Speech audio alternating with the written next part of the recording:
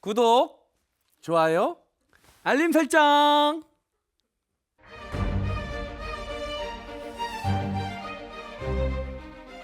뉴스의 이면을 꿰뚫어보는 본격 속마음 정치 토크쇼 뉴스 코멘터리 막전막후의 박지훈입니다. 네, 시사하는 개그맨 MC 장원입니다. 자, 오늘은 막전막후의 든든한 형님들 모셨습니다. 선대위 대변인에서 다시 정치연구소 싱커의 소장으로 불러드리겠습니다. 김생수 소장님 함께합니다. 안녕하십니까? 안녕하세요. 네, 선거한다고 고생하셨습니다. 자, 또 한 분의 형님입니다. 장성철 대구 가톨릭대 특임 교수님 함께합니다. 안녕하십니까? 안녕하세요. 고생하셨습니다. 감사합니다. 네, 그리고 막전막후의 든든한 팩트체커 이민영 서울신문 정치부 기자 나오셨습니다. 안녕하세요. 네, 자, 이 선거 이야기로 시작을 안 할 수가 없는데요. 네. 그 선거하면 항상 떠오르는 법칙 같은 것들이 있었습니다. 네. 이 지역의 민심을 잡으면 대선 승기를 잡는다. 뭐 이런 바로미터 지역들이 있지 않았습니까? 뭐 제주가 그랬고요. 그리고 수도권 지역에서 이기면 이긴다. 인천 또 네, 있었고. 있었습니다. 근데 네. 이런 법칙들이, 이런 공식들이 이번 선거에는 다 깨졌습니다. 좀 깨졌다고 보는 게 네. 맞겠죠. 왜 김 그랬을까요? 24만 표 차이라는 것은 이제 뭐라도 설명할 수 있거든요. 네. 24만 표 차이 나는 거는 어느 동네만 갖다 놔도 할 수 있는 이야기 아닙니까? 그래서 뭐 그렇죠. 이번 같이 박빙의 승부에서는 그런 식의 법칙은 작용하지 않는 게 좀 맞지 않았나 싶습니다. 그 징크스가 깨진 게 좀 몇 개 있어요. 뭐죠? 정권은 뭐 10년 간다. 어허. 이것도 깨졌고요. 서울대 법대 출신은 안 된다. 이회창 전 그것도 안 총리, 됐고. 예. 서울 출신의 첫 대통령이 탄생했다. 이것도 징크스 깨졌고 안 깨진 징크스 하나 있어요. 뭐죠? 경기도지사는 대통령이 안 된다. 아, 그것도 뭐 징크스, 그것도 징크스. 징크스죠 어떻게 보면 네. 잘 안 된다는 징크스가 계속적으로 유지가 됐었네요. 윤석열 국민의힘 후보가 제20대 대통령으로 당선됐습니다. 저 윤석열 오직 국민만 보고 가겠습니다. 윤석열 후보님께 축하의 인사를 드립니다. 득표율 격차는 0.73%포인트, 헌정사상 최소 격차입니다. 저는 성별로 갈라치게 한 적이 없습니다.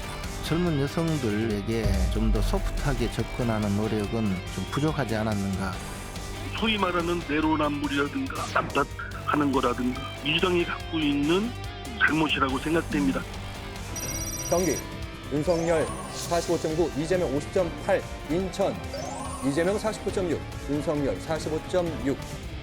이재명이 부족해서 패배한 것이지 여러분은 지지 않았습니다.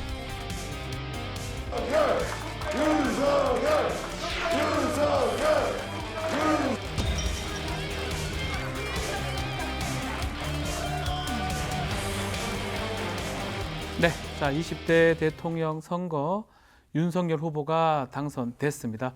정권 교체를 바라는 민의에 따라서 5년 만에 다시 보수 국민의힘의 집권이 성공했는데요.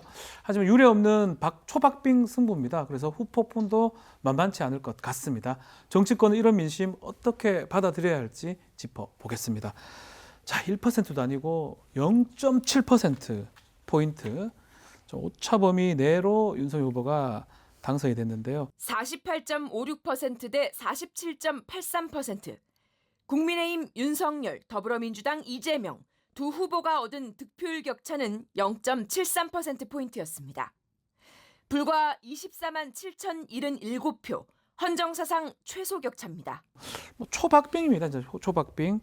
그래서 사실은 정권 교체, 정권 심판 여론이 월등히 높은 상황에서 이렇게 거의 붙은 상황이라 그러면 일단 민심을 어떻게 봐야 될까요? 저는 일단 윤석열 후보라는 정치인 자체에 대한 불신이 네. 요 신승을 만들어냈다 이렇게 생각을 합니다. 원래 월등히 이길 수 있는 부분이었는데 그렇다는 거죠. 예, 뭐 월등히까지는 아니더라도 지금 정권 교체 여론이 정확히 한 반 정도는 되잖아요. 네. 그러니까 어떤 반대쪽에서 봤을 때는 야 그래도 문재인 정부가 말까지 40%의 지지율을 유지한 건 대단한 것 아니냐라고 말할 수 있는데 예전하고 좀 달라진 것은 예전에 비해서 양쪽 진영 요 40과 50%의 사람들은 굉장히 마음이 굳어 있는 상태라고 좀 생각을 하게 됩니다. 네. 그럼 가운데 있는 10%의 사람들이 어떻게 움직이느냐로 결론이 난 것인데 그래도 뭔가 좀 흔쾌하게 윤석열 후보를 밀어주고 싶은데 좀 불안하다. 이런 마음들이 마지막까지 경합을 벌이면서 아주 작은 차이를 만들어내지 않았나 싶습니다. 장 교수님은요? 저는 기본적으로 이번 선거의 표심은 네. 구정권에 대한 심판, 두 정권. 구정권에 대한 심판과 정권. 신정권에 대한 견제가 혼재되어 있다고 생각을 아. 해요. 그러니까 이 박빙의 선거가 나타나는 심판과 거죠. 견제. 그렇죠. 예. 그러니까 문재인 정권에 대한 정권 교체론이 상당히 높았잖아요. 네. 그 점이 표심에 나타났는데 결국에는 윤석열 후보가 그렇게 믿업지 못하다. 그리고 너희들 독주하지 말아라. 그러한 민심이 반영된 것이다라고 생각이 듭니다. 네. 네. 여론조사 공표 금지 전인 3월 2일까지만 해도 7개 여론조사 중에서 6개가 오차 범위 안에 있었고요. 이 깜깜이 기간 여론조사를 좀 살펴보면 선거 투표 전날까지 윤석열 당선인이 이재명 후보를 최대 7.6% 앞선다는 결과가 나왔었습니다. 그런데 이 본투표 결과를 보니까 좀 다른 양상이었죠.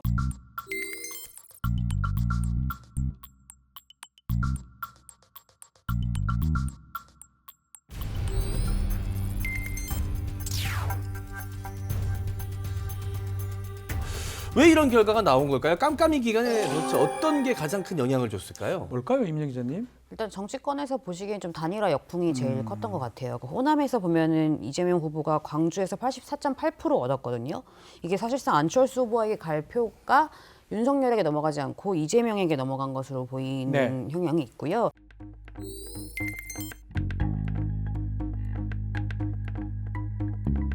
예. 제가 보기에는 사실 결정적으로 좀 2030 여성인 것 같아요. 그러니까 여기 일부에서는 뭐 팔 자르는 심정으로 이재명에게 표를 줬다 이렇게 얘기를 하잖아요. 네.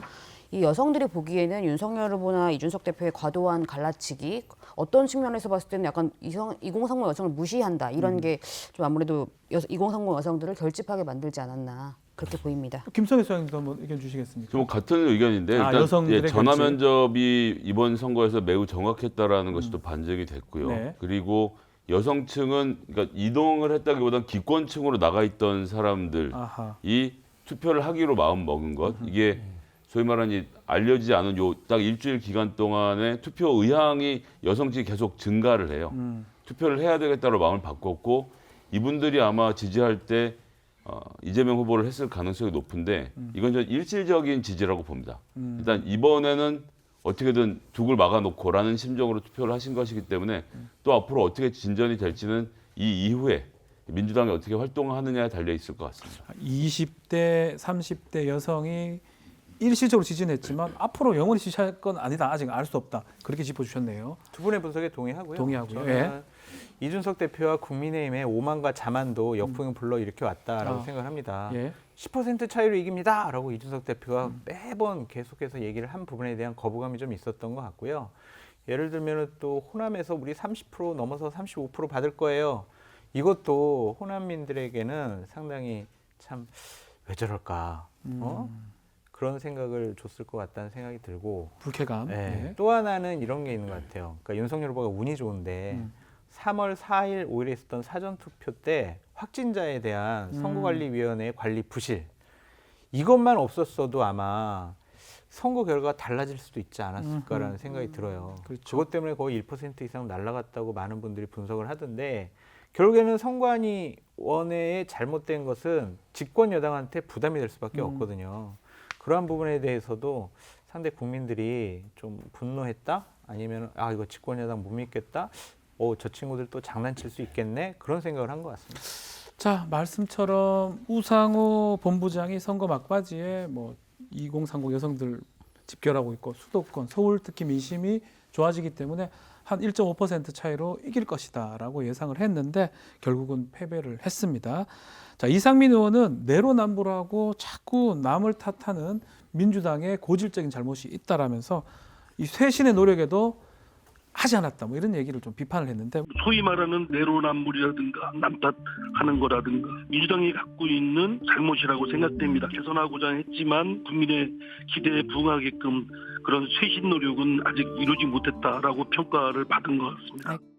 김성애 소장님 보시기에는 민주당의 패배 요인 어떻게 보십니까? 민주당의 패배 요인이기도 하지만 선대위 이재명 후보의 전략적인 미스 좀 지적하지 않을 수 없는데요. 네. 처음에 공정성장에 대한 이야기를 꺼내셨던 적이 있고 그 뒤에 이제 기본소득을 강조를 하던 구간이 있었습니다. 네. 그 이후에 공약을 내면서 소위 말하는 555 세계 5대 경제 강국 5만 불 시대 주가 5천 네. 이런 말씀을 하시면서 또 경제에 대한 이야기를 하시다가 마지막 순간에 이제 정치개혁 통합정부에 대한 이야기를 하셨거든요. 네. 이것이 전반적으로 하나로 맥락을 가지고 흐르는 흐름이 아니었고 그 당시에 좀 정책들이 바뀌면서 유권자들 입장에서는 그래서 이재명 정부는 어떤 정부인데 라는 질문을 했을 때 문재인 정부 때는 사실 그 당시 국면으로 인해서 문재인 후보가 적폐청산을 잘하고 나라를 잘 다독일 사람이라는 일관된 이미지를 만들어내는데 성공했던 거에 비해서 이번에는 유권자들로 하여금 그런 그러니까 문재인에서 정권 교체 같은 이재명으로의 정권 교체 같은 어떤 이미지 이 딱 한 카피를 잡지 못했던 것이 좀 패인이 아니었나 생각합니다. 그냥 되는 대로 하나 요거 잡았다가 그러다 보니까 뭔가 큰 주제가 느껴지지 않았다라고 근데 생각합니다. 이번에 이재명 후보는요 정말 대단하게 잘하신 거예요. 정권 교체율이 50%가 항상 넘었었는데 이런 식의 박빙 승부를 끌어왔다는 것은 구도의 불리함을 이재명 후보가 개인적인 역량으로 돌파했다라고밖에 볼 수밖에 없어요. 네, 정말 장승철 교수님이 또 이렇게 말씀하시니까 생각나는 게 일부에서는 이재명 후보는 이겼지만 민주당이 진 것이다. 뭐 이렇게 분석하는 이야기들도 또 있습니다. 김 소장님 말씀 주시면 좋을 것 같습니다. 예, 이게 이제 이재명 후보의 개인기와 돌파력이 압도적이었다는 점은 인정해야 될 것 같습니다. 순간순간 판단을 하고 사실 선대위가 처음에 뭐 매몰하게 꾸려졌다 다시 줄어들었다 굉장히 복잡한 과정을 거치면서 어떤 면에서 좀 체계가 좀 부족했음에도 불구하고 이재명 후보가 거의 모든 문제에 대해서 직접 다 판단하고 리더십을 발휘해서 이 국면을 끌고 갔고요. 맨 마지막에 지지자들의 결집까지 만들어냈고요. 그 서바이벌 프로그램에 보면 어떤 가수가 성장하는 것을 보면서 우리가 이제 기쁨을 느끼는 경우가 있는데 그렇죠. 이재명 후보가 저는 딱 그런 주인공이었다라고 생각합니다. 마지막에 2등으로 안타깝게 지긴 했지만 그간 폭풍 성장을 해온 과정 마지막 유세에서 윤석열 후보에게 수고하셨다는 말씀을 건네고 그 다음에 선거의 결과에 바로 승복을 하고 그 윤석열 후보를 칭찬하고 이제 통합정부에 대한 이야기를 했던 이런 장면들이 유권자들은 굉장히 새겨졌을 것 같아요. 맞습니다. 자, 이번 선거에서 정치 교체 또 정치 개혁 이런 싸움도 있었지만 젠더 선거 아니었냐 이런 평가도 있습니다. 특히 국민의힘의 남녀 갈라치기 이 선거 운동에 대해서 비판이 잇따랐습니다. 젊은 여성들 그 20대 특히 뭐 30대 초반의 이 여성들에게 좀 더 소프트하게 접근하는 노력은 좀 부족하지 않았는가. 결과적으로는 2대남 2대녀라는 그 젠더 갈등이라는 측면에서 이것을 더 도드라지게 했던 부분도 있었다고 인정을 해야 되겠죠. 저희의 본뜻은 그게 아니었음에도 불구하고 결과적으로는 젊은 여성들이 가졌을 만한 어떤 소외감이라든지 어떤 배타적인 감정에 대해서 저희가 앞으로 굉장히 그 배려해야 된다. 세대 포이론이 압도적으로 실현이 됐다라고 평가할 수는 없겠지만 적어도 2030에 거의 지지가 없던 저희 정당이 아주 높은 지지를 받게 된 것은 그런 면에서 큰 성과다. 이중석 대표의 역할이라는 것이 윤석열 후보가 당선되는데 결정적인 기여를 한 공로가 더 커요. 그러니까 이준석 대표가 선거하는 과정 속에서 다소 무슨 갈라치기니 뭐냐 이런 비난도 있지만 실적으로 그러한 비난이라는 것은 묵살해 볼 수도 있지 않을까 그렇게 생각을 합니다. 이준석 당대표를 필두로 국민의힘은 계속해서 이제 여성을 배제하고 혐오하는 모습을 이제 선거 전략으로 삼아왔고 당대표의 그런 혐오 정치 전략 이제 세대 포위로는 완전히 실패를 했다고 생각을 하고요. 이제 그런 부분에 대해서 이준석 당대표는 그런 책임을 져야 하지 않나. 자, 한마디로 보면 국민의힘의 정권 교체는 성공을 했지만 이준석 대표는 실패한 거 아니냐 이렇게 분석이 되고 있습니다. 2030 잡겠다라고 했는데 결국은 표를 딱 보면 20대 남자는 잡을 수 있는 것 같지만 2030 여성들을 결국은 큰 차이 없다 이런 얘기도 있는데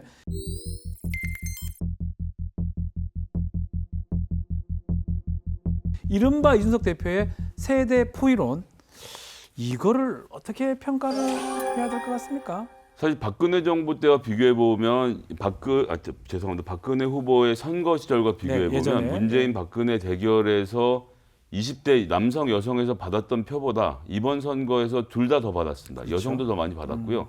그리고 또 하나 우리가 주목해서 봐야 되는 것은 지난 10년 동안 한국 갤럽 조사에서 정당 지지도 있는데요. 남성 여성을 놓고 보면 지금이 처음 마치 국민의힘이 처음으로 20대 지지를 얻은 것처럼 말을 하고 있지만 2013년에 지금 정도의 지지를 남녀에게 공이받고 있었습니다. 오히려 그러던 것이 지지율이 특히 탄핵 국면에서 바닥을 쳤고요. 탄핵 국면을 바닥을 친 다음에 다시 끌어올렸어야 됐는데 이것을 보수의 가치로 다시 청년층을 흡수했어야 되는데 소위 말하는 여성 갈라치기 전략을 사용해서 남성 같은 경우는 예전의 지지율을 회복을 한 것이고 여성들은 이 갈라치기로 인해서 보수 정당과 더 멀어지는 결과를 만들어낸 것입니다. 즉 제가 하고 싶은 얘기는 옛날에 국민의힘이 젊은 층의 지지가 없었다라고 하는 것은 우리가 그냥 생각하는 것이지 막연한 생각이라는 거죠. 데이터로 놓고 보면 그 당시에 30% 정도의 여성들이 공이 박근혜 정부, 이명박 정부를 지지했던, 그러니까 정당으로서 지지했던 데이터가 존재합니다. 자, 국민의힘은 어떻게 보고 있는지요? 기본적으로 국민의힘의 의원들은 이준석 대표가 갈라치기 이렇게 안 했으면 그렇게 남성의 편을 드는 듯한 발언과 행동을 안 했으면은 네. 우리가 좀 더 여유 있게 이기지 않았을까라는 생각을 더 많이 하는 것 같아요. 네. 그래서 비판론이 더 많이 나오는데 저는 그것은 잘못됐다고 봐요. 저는 이준석 대표 때문에 이겼다라고 볼 수밖에 없습니다. 저희가 후배들이 많이 각 그 선거구별로 나가서 투표를 독려하기 위해서 열심히 노력을 하고 있었는데 자기네들이 여태까지 보수파 정당에서 일하면서 이런 경우는 처음 봤다라는 게 뭐냐면 젊은 친구들이 와가지고 자발적으로 와서 그렇죠. 예. 저희 선거운동 하겠습니다라고 그러고 유세장 오면은 같이 사진 찍자고 그러고 막 열광적으로 환호도 하고 이런 모습 처음이었다는 거예요. 지지는 했었죠. 그 전에는 대략 30% 정도. 근데 이번에는 그 수치가요. 대략 보면은 20대 남성에서는 18.2%, 2020년 총선 대비해서 그다음에 30대 남성은 19.8%가 올랐고요. 20대 여성에서는 8.7%가 올랐고 올랐네요. 30대 여성에는 17.3%가 2020년 총선보다 훨씬 올랐어요. 이거는 이준석 대표의 공이다라고 볼 수밖에 없고 우리가 조금 더 가져올 수 있었는데 너 때문에 덜 가져왔어 이렇게 비판하는 것은요. 이거는 어불성설이다. 어불성설이다. 네. 이 민주당의 부동산 정책 실패로 인해서 내 집 마련의 기회를 잃었다라고 생각한 2030 세대들이 자연스럽게 원래 넘어갔어야 될 것들은 아니었을까요? 문재인 정권에 대한 반감은 있었죠. 그렇죠. 그런데 그 반감의 표를 이준석 대표가 여러 가지 그분들에 대한 심정을 잘 건들면서 이쪽으로 끌어당긴 거예요. 그렇죠. 그러니까 예를 들면은 올해 1월 6일 전에 상황을 보자고요. 이준석 대표랑 윤석열 후보가 막 그때 싸웠잖아요. 갈등에서 네. 가출했고요. 1월 6일 날 극정이 화해를 했어요. 네. 그 전과 후에 20, 30대 남성 여성의 표를 따져보면요. 여론조사 따져보면 20% 이상 이준석 대표랑 윤석열 후보가 화해한 다음에 더 올랐어요. 그럼 이준석 현상이다라고 우리가 그거를 분석을 해봐야지 다른 현상 때문이라고 분석하기는 좀 어렵습니다. 네. 자, 많은 수의 젊은 여성분들이 심상정 후보가 아닌 이재명 후보에게 표를 줬습니다. 심상정 후보의 득표율이 2.37% 득표율에 그쳤거든요. 그런데 이제 대선이 끝나고 나서 많은 여성들이 좀 미안하다는 의미인지는 모르겠으나 이 심상정 전 후보에게 후원금을 엄청나게 좀 보내는 현상이 생겼어요. 7억 원이 지금 넘었다라고 하더라고요.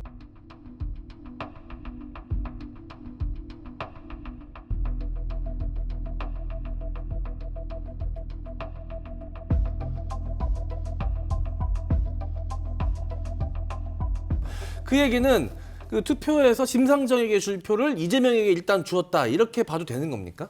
네, 그렇죠. 아까 표는 주고 것처럼. 돈은 또 저를 주고. 근데 이거 참고로 지난 대선에서도 사실 문재인을 뽑아서 미안하다는 의미로 당시에 심상정 정의당 후보한테 후원금이 굉장히 몰렸다고 해요. 이거는 사실 지난 대선에서도 있었던 현상이긴 하고요. 아까 말씀드리는 것처럼 정말 팔자르는 심정으로 이재명을 표를 줬다. 근데 뭐 젠더 갈라치기 이런 것도 있는데 제 생각에 제가 내부적으로 봤을 때는 박지연 선대위 디지털 성범죄 특별위원장 공로가 굉장히 컸던 것 같아요. 예, 그러니까 이분이 원래 엠번방 추적해냈던 활동가인데 불꽃. 원래 이름이랑 얼굴이랑 다 가렸었거든요. 맞습니다. 근데 이분이 이제 공개를 했잖아요. 이게 확실히 2030 여성의 울림이 좀 있었고 이분이 이제 여대 같은 데를 돌아다니면서 유세를 하셨는데 그게 여자 대학생들 그리고 20 세대에게 굉장히 영향이 있었다. 그래서 아마 이번에 그 이재명 후보도 끝나고 비대위 영입 제안하셨잖아요. 네. 그런 것들 때문에 아마 이어진 것 같습니다. 알겠습니다. 지금 말한 것처럼 이 젠더 문제, 특히 젊은 여성에 대한 김성애 소장님은 그래도 다 온 게 아니다. 누구를 맡겨서 잠시 갔던 거지. 민주당한테는 숙제 같긴 합니다. 젠더 갈등 이것도 한번 말씀 주십시오. 민주당 뼈를 깎는 반성과 실천이 요구됩니다. 네. 최근에 일부 민주당 스피커 인사들이 여성들이 온 것을 보면서 여러분들 이렇게 정치적으로 조직화되니까 얼마나 좋냐 이런 식으로 잘 하신 거다라 이야기를 하는 걸 듣고 제가 혀를 찼는데요. 네.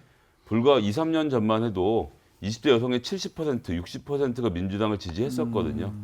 그 중간 과정에 자치단체장의 성범죄부터 시작해서 온갖 내로남불로 있는 사람들이 혀를 차면서 떠나게 했는데 그 사람들이 정말 어쩔 수 없는 심정으로 와서 투표를 했는데 자 20대 여성도 이제 정치적 관심을 가지니까 얼마나 좋냐라고 다독이는 모습이 저는 참 좀 한심하게 느껴졌고요. 불성설이라는 거죠. 20살 넘으면 다 자기가 알아서 정치적 판단을 하는 겁니다. 그 사람들을 기특해 할 생각하지 말고 본인이 무엇을 잘못했는지 뭐 저도 그렇습니다만 반성을 더 해야 될 것 같습니다. 예, 아우 와닿네요. 우리 김 소장님 말씀.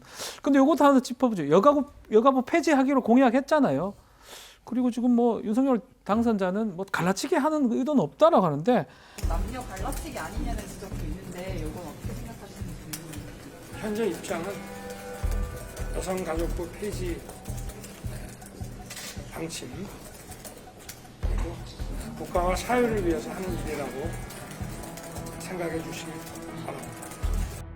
저는 젠더 성별로 갈라치기 한 적이 없습니다.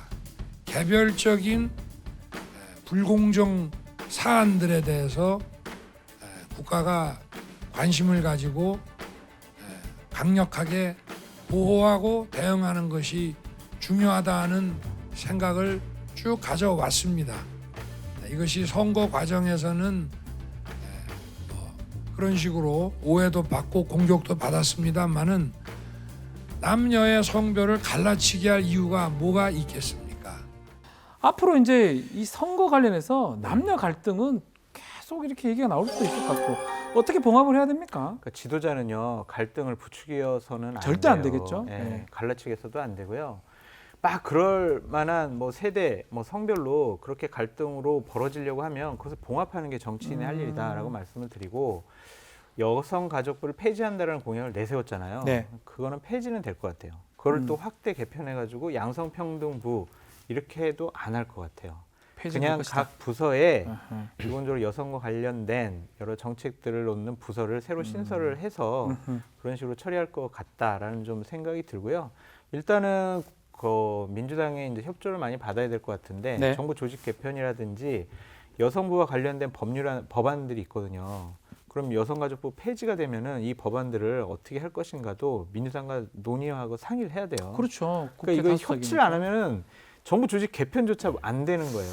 법을 바꿔야 됩니다. 결국은 여당 174개 여당 아직 이제 민주당이 여당이 아니죠. 민주당이 옆에 있을 수밖에 없는데 여가부 이거 지금 부분 뭐 또 조은희 구청장 같은 경우는 이제 여가부를 부총리급으로 격상시키자 뭐 이런 말도 했고 어떻게 보십니까? 일단 그 행정 정치 경험이 전혀 없는 본인 후보와 우리 당선자와 네. 또 그 소위 말하는 청년 보좌역들 이분들도 경험이 없잖아요. 네. 그냥 저게 보기 싫으니까 없애자라는 차원에서 말을 한 건데 인수위에서는 결국 누그러뜨리고 다듬을 수밖에 없을 것입니다. 네. 우리 장 교수님도 지적하신 것처럼 현재 57개 법 시행규칙 시행령이 여성가족부 관할로 되어 있어요. 하하. 이걸 어떻게 나눌지에 대한 구체적인 생각 전혀 했을 리 없고요.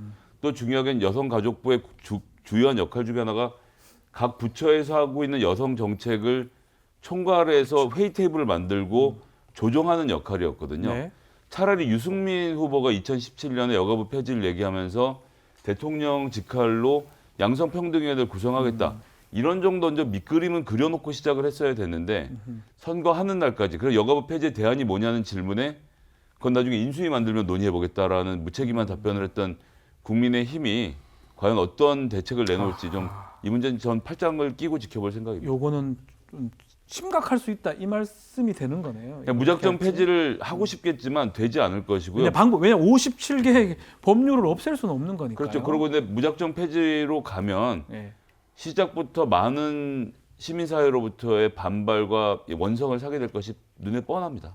그렇다고 또 공약을 지키지 않는 모습. 왜냐하면 여성가족부 폐지가 거의 1호 공약, 주된 공약 중에 하나였는데 그 부분도 참 논란이 되겠네요. 자, 이재명 후보는 자신의 정치적 고향이나 다름없는 이 경기도 또 지사도 했었으니까요. 경기도에서 크게 앞설 줄 알았는데 5% 정도밖에 앞서질 못했습니다. 더군다나 이 자택이 위치해 있는 이 성남 분당에서는 윤석열 후보에게 12%나 뒤지는 결과가 나왔거든요. 이 경기도에서 더 큰 격차를 벌리지 못했던 이유는 무엇이었을까요? 부동산. 부동산. 이게 지금 경기도 지역에서 뻘겋게 된 지역을 보면요. 서울 강남 밑으로 해서 약간 방사형으로 퍼져 나갑니다. 네. 그 얘기는 뭐냐 하면 서울에서 전셋값 때문에 폭등으로 살기에 어렵게 된 분들이 내려오고 여기 전세로 내려와 있던 분이 또 더 바깥으로 빠져나가서 서울과의 출퇴근 거리가 멀어졌죠. 전셋값이 올랐죠. 전셋값만 오른 게 아니라 왜 전세를 살겠습니까? 집 살려고 돈 모으면서 전세 살고 있는데 그것이 쫓아갈 수 없는 선으로 넘어가 버린 것에 대한 이 분노, 이거는 전 막아낼 방법이 없었다라고 생각을 하고요.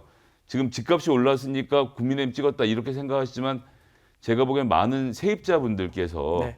본인의 부담이 늘어나고 집 살 이 희망이 없어진 점에서 그래서 30대도 이재명 후보에게 등을 돌린 것이 아닌가. 그래서 이재명 후보가 어쩔 수 없었던 측면이 분명히 있었다고 봅니다. 그러니까 부동산 문제가 결정적이었다고 저도 보는데 네. 예를 들면은 24만 7천 표 차이로 윤석열 후보가 이겼잖아요. 네.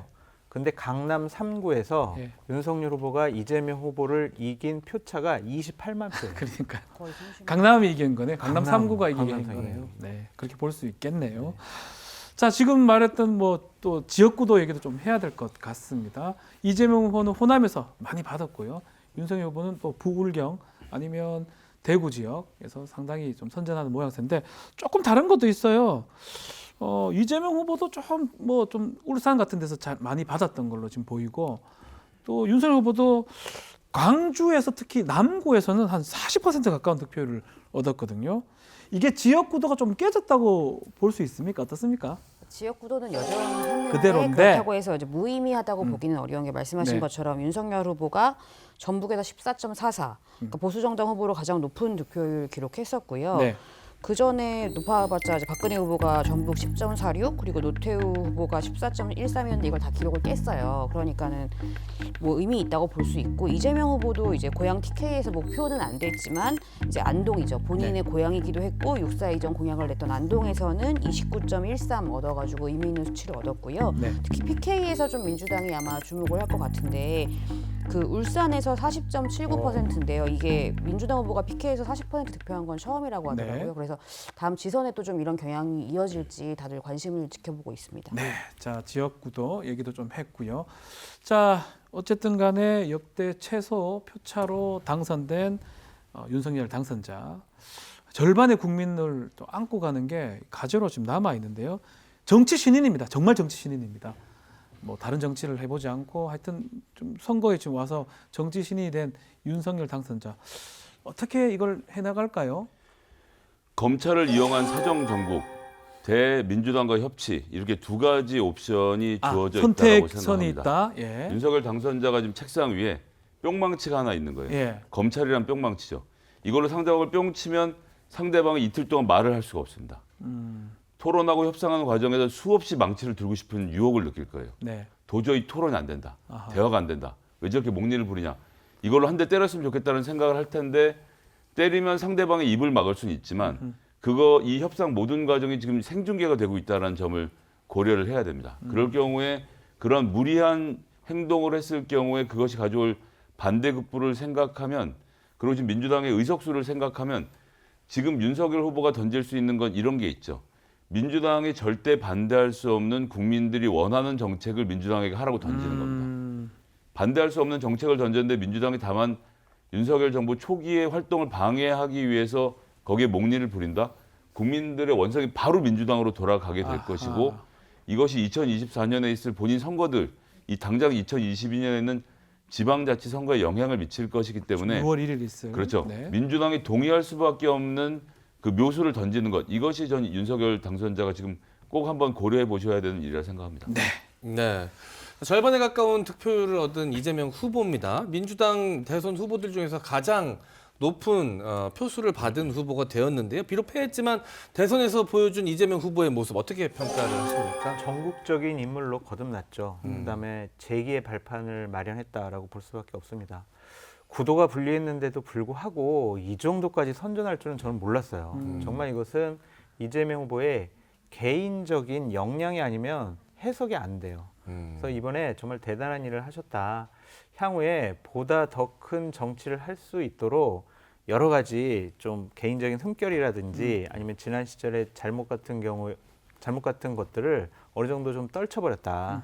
그래서 저는 앞으로가 더 기대된다라고 말씀드립니다. 이 국민들이 민주당 후보한테 조금 가혹한 측면이 있기도 한 것이 민주당 후보는 미안한 마음 그리고 불쌍한 마음이 없으면 대통령으로 만들어주질 않습니다. 그러네요. 그런 측면에서 이재명 후보는 이제 진짜 민주당의 대선 후보가 된 거일지도 모르겠다는 생각이 듭니다. 나이가 젊으시잖아요. 그러니까 앞으로 몇 개월이 중요해요. 지방선거 때까지 어떠한 정치적인 스탠스를 취할 것이냐, 지방선거 후에 어떠한 정치적인 스탠스를 갖고 재기를 할 것이냐, 그걸 눈여겨봐야 될 것 같아요. 자, 스탠스 얘기를 했는데요. 이재명 후보가 이제 민주당 상임고문직을 수락했다라는 얘기가 있습니다.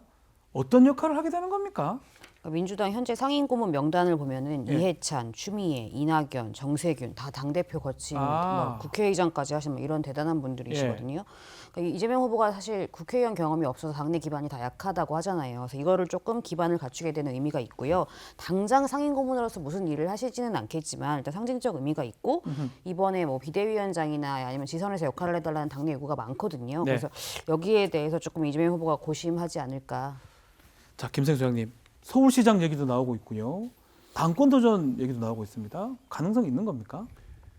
가능성이야 있겠죠. 하지만 제 입장에서 조언을 드리자면 이 선으로 물러서 계시는 것이 저는 낫겠다 생각합니다. 당장 서울시장께 뛰어드는 건 좀 무리라는 거죠.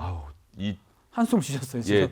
반장 선거 나가는 것도 얼마나 많은 에너지를 필요로 하는 일인데 지난 1년 동안 정말 인생을 갈아 넣어서 대선까지 뛰신 분한테 자, 집에 가서 이틀 주무셨으니까 나오셔서 이제 뜁시다라고 말하는 것은 해서는 안 되는 일입니다. 그리고 아까 전에 MC 장관께서 말씀하셨지만 미안한 마음, 애잔한 마음 이것이 유권자들에게 빚을 지우는 거거든요. 유권자들한테 지금 특히 그 1,600만 명이 되는 유권자들 이재명 후보를 찍었던 사람들한테 채권을 발행해 놓은 거예요. 근데 그거를 지금 이번 지방자치 선거에서 회수하러 다닌다고요?